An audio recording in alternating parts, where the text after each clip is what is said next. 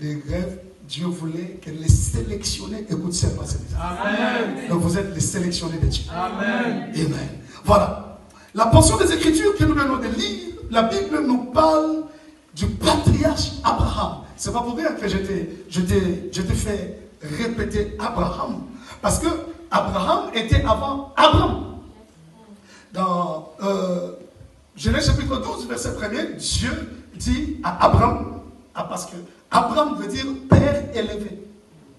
Mais Abraham veut dire père des entrailles.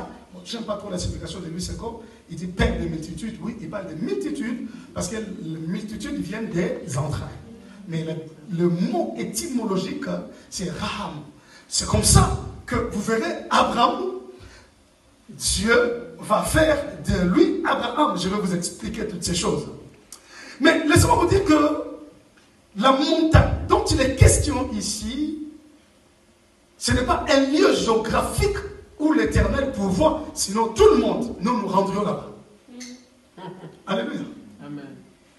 Parce que s'il y avait une montagne où Dieu pourvoit aux besoins de ses enfants, en tout cas, je vous dis, il y aurait les services de douane là-bas, il y aurait les services de payage là-bas, parce que tout le monde doit aller rencontrer Dieu.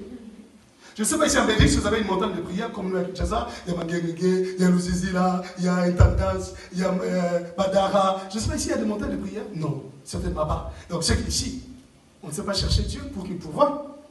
Donc vous allez comprendre qu'il ne s'agit pas d'une montagne géographique. Quelqu'un dit Amen. Amen. La montagne, à la montagne de l'Éternel, il sera pourvu. Ça fait directement allusion à la présence de Dieu, ce qu'on appelle panim en hébreu. Pourquoi? Parce que, c'est le premier jour que vous devez bien comprendre tous ces concepts. À la montagne de l'Éternel, il sera pourvu. Cela veut dire en la présence, à la panim de l'Éternel, à la panim Yahweh, il sera pourvu. Je vais vous expliquer.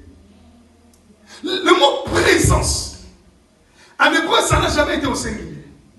Parce que le singulier de la présence en hébreu, c'est pané. Dites à moi pané. Mais lorsqu'on écrit la présence, on l'écrit toujours au pluriel, panim.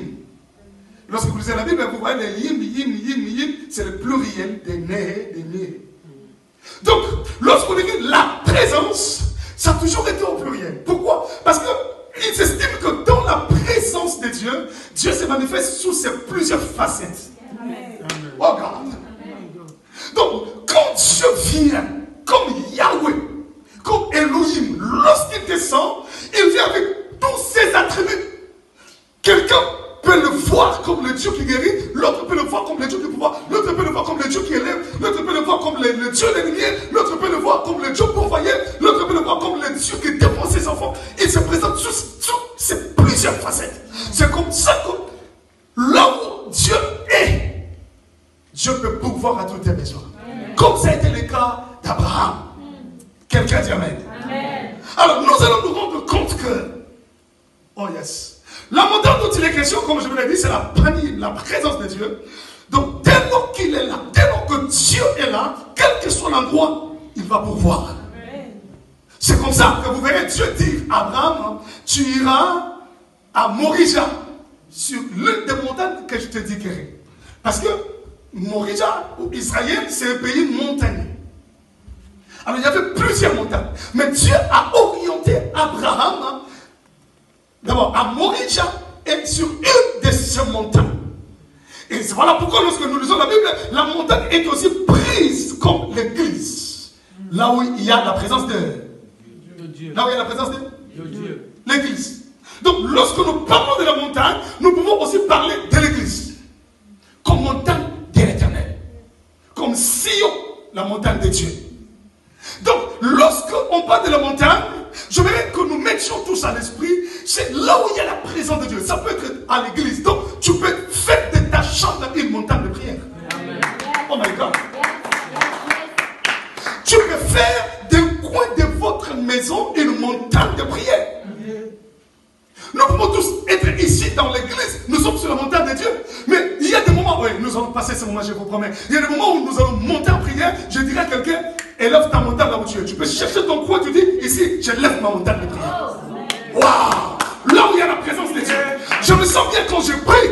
Je me sens bien quand je m'agenouille ici. C'est pourquoi vous verrez même les occultistes dans leur maison, ils mettent une chambre personnelle. Il n'entend que lui seul, là où il fait ses incantations des mystiques. Parce qu'ils ont ce principe qu'on doit se retirer dans un lieu sacré, là où il y a des bougies, des histoires là, des statues, des histoires où ils créent l'atmosphère satanique. Vous comprenez ça?